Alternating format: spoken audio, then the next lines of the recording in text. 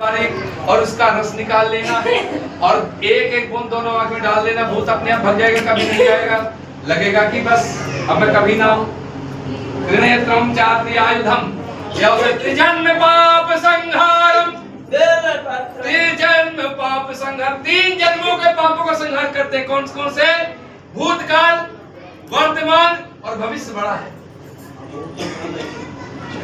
त्रिजन्म पाप संहार बिल्व पत्रम शिवार्पणम्। काशी वास निवासी चा, भगवान का शंकर निवास करते हैं काशी में, वैसे तो हर जगह है।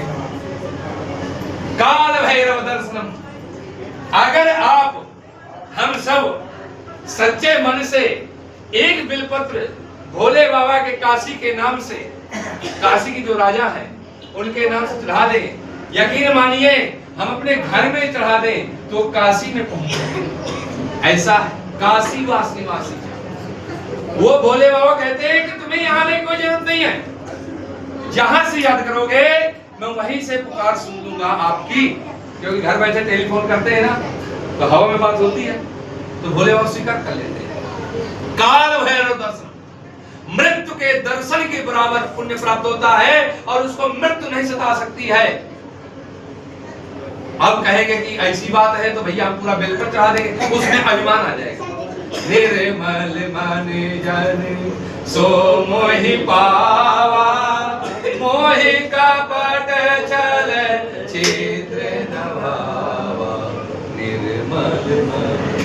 भोले बाबा भी कहते हैं, राम जी कहते हैं कि मुझे वही प्राप्त प्रिय लगता है और वही मुझको प्राप्त कर सकता है जो निर्छल भाव का और निर्मल मन का। और ये चौपाई क्यों कहा गया?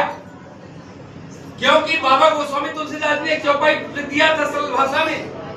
कलयुग केवल नाम आधारा, असुमेरे सुमेरो नर उतरहि पारा। कलयुग में बोले हरिनाम संकीर्तन यस्मालयम। अगर हम कलयुग में हरिनाम संकीर्तन कीर्तन करते हैं तो भाव सागर से पार उतर जाते हैं। तो भैया ये तो सबके लिए सरल हो गया। तो महाराज कहने लगे कि भैया राम राम जपना पराया माल अपना। तो बाबा गोस्वामी तुलसीदास ने कहा तो गड़बड़ हो जाएगा।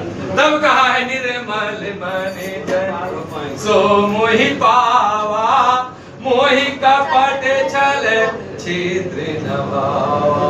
और भैया यही है काशी वास निवासी चा काल भैरव दर्शन कोटि कन्या महादानम।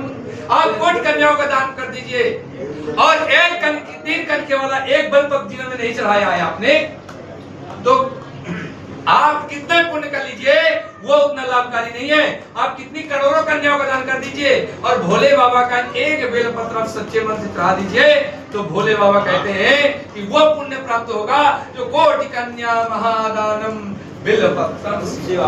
और क्या कहा गया? दर्शनम बिल्वपत्रश्च स्पर्शनम पापनाशनम।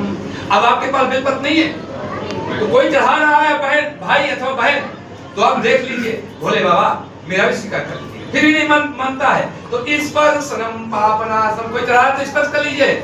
अघोर पाप संकासम, कितने घोर पाप कर लीजिए, कितने घोर।